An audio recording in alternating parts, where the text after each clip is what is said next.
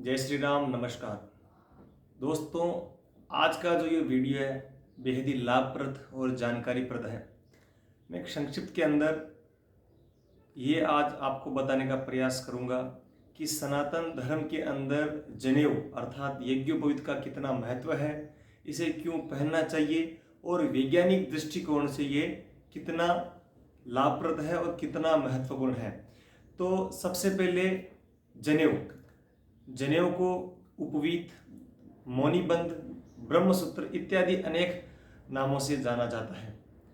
जनेऊ धारण करने की जो प्रक्रिया होती है उसको उपनयन संस्कार कहते हैं। अपने जो 16 संस्कार होते हैं उसमें से एक उपनयन संस्कार होता है। उपनयन का मतलब होता है दूसरा जन्म। यज्ञोपवीत धारण करने के पश्चात बालक का दूसरा जन्म हो जाता है। उपनयन शब्द से तात्पर्य है सन्निकट ले जाना अर्थात पास ले जाना। किसके? ईश्वर के पास ले जाने का एक माध्यम है उपनयन संस्कार। उपनयन संस्कार बाल्यावस्था में पंडितों द्वारा करवाया जाता है। इस प्रक्रिया में बालक का सिर मुंडवा करके उसे दीक्षा दी जाती है।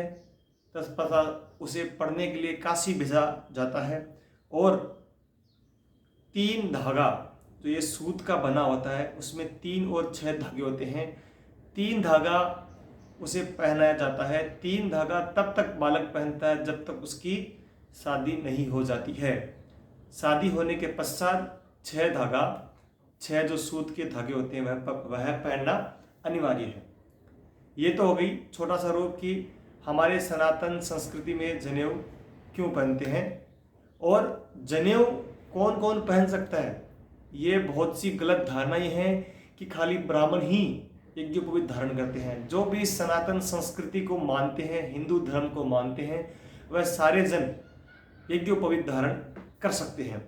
यज्ञोपवीत धारण करने से हमारा जो आचरण है वो स्वयं ही शुद्ध हो जाता है। अभी बात आती है कि यह वैज्ञानिक दृष्टिकोण से क्यों महत्वपूर्ण है। उससे पहले एक बात है कि यज्ञोपवीत धारण करने से पहले एक यज्ञोपवीत का मंत्र है, यज्ञोपवीतम परमं पवित्रम प्रजापते महसहजम पुरुस्तात् आयुष्यमग्रम वर्धिमुज्ज शुभ्रम यज्ञोपवीतम बलमस्तु तेजः।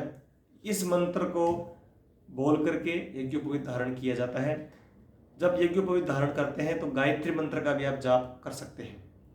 अभी है मुख्य बात कि मेरा कहने का तात्पर्य आज यही था कि इस जो धागे को अपन धारण करते हैं इसके पहनने के क्या क्या फायदे हैं, मैं इस वीडियो के माध्यम से ये बताने का प्रयास कर रहा हूँ। क्योंकि यज्ञोपवीत तो हिंदू संस्कृति में ब्राह्मण तो धारण करते ही है, उसके अलावा बहुत सारे जन इसको धारण करते हैं। लेकिन इसके फायदे क्या हैं? सबसे पहला, अपन जब पानी पीते हैं तो पानी पीने का एक नियम होता है कि हमें पानी बैठ करके पीना चाहिए।